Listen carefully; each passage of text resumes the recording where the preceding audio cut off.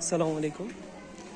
একটু আগে টিউশন থেকে বের হয়ে নামাজ পড়ে এখন বাসার দিকে হলের দিকে যাচ্ছি। আজকের ওয়েদারটা ভালো, মেঘলা আকাশ। তারপরে এখানে মসজিদ, যেটাতে নামাজ পড়লাম মসজিদটাও সুন্দর। এই টাইমে আসরের টাইমে বাচ্চা কাচ্চারা এখানে মক্তবে আসে, সবাই চিল্লাই চিল্লাই পড়ে, শুনতেই ভালো লাগে।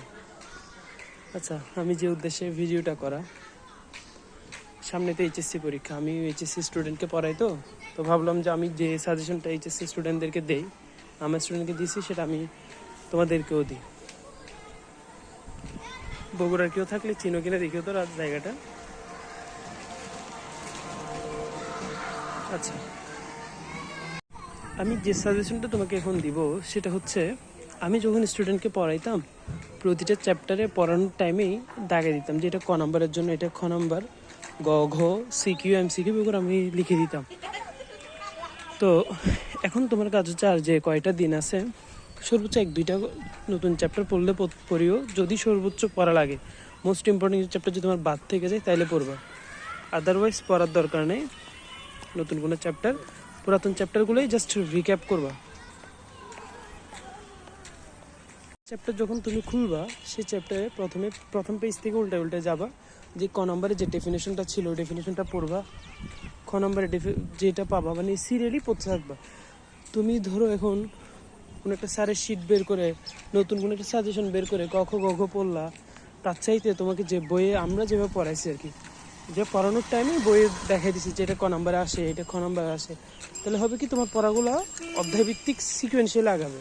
তুমি একসাথে সব ক না পড়ে এবার প্রতিটা টপিক ওয়াইজ ক খ গ ঘ পড়লে তুমি বুঝতে পারবা যে একটা চ্যাপ্টারের উপর ম্যাক্সিমাম 8টা 6টা 5টা এরকম করে সিকিউ আছে। ওই 5-6টা সিকিউ তোমার সলভ করা হয়ে যাবে। আরেকটা কাজ করে, আমি গাইড থেকে ধরে একদম মোস্ট ইম্পর্টেন্ট যে 5-6টা টাইপের সিকিউ পাওয়া যায় ওগুলো আমি দাগাই দিই। ওটাতে সুবিধা কি, 5-6টা যদি সিকিউ যদি দাগাই দিতে পারি, 5-6টা সিকিউ যেগুলো উপর মোস্ট মানে বারবার রিপিট হয় যে কোয়েশ্চেনগুলো, আমার টিউশনটা এখানেই। তো আচ্ছা, তুমি যদি বারবার রিপিটেড কোয়েশ্চেনগুলো যদি সলভ করো, সুবিধা কি, মেন বইয়ের টপিকগুলো তো পড়লাই একবার করে, এখন যখন সিকিউ 5-6টা সিকিউ যদি তুমি সলভ করো, তাহলে হবে কি প্র্যাকটিসও হয়ে যাবে আরেকবার। বইয়ের ক খ গ ঘ সাথে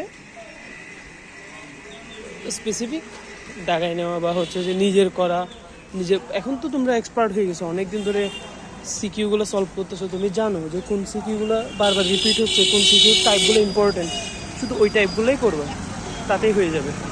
বুঝছো ব্যাপারটা? শুধু এই 2টা কাজ করো, ইনশাল্লাহ খুব ভালো এইচএসসি পরীক্ষা খুব ভালো হবে। ঠিক আছে, তাহলে আমার গাড়িও চলে আসছে, আমরা এখান থেকে উঠি। তাহলে আসসালামু আলাইকুম।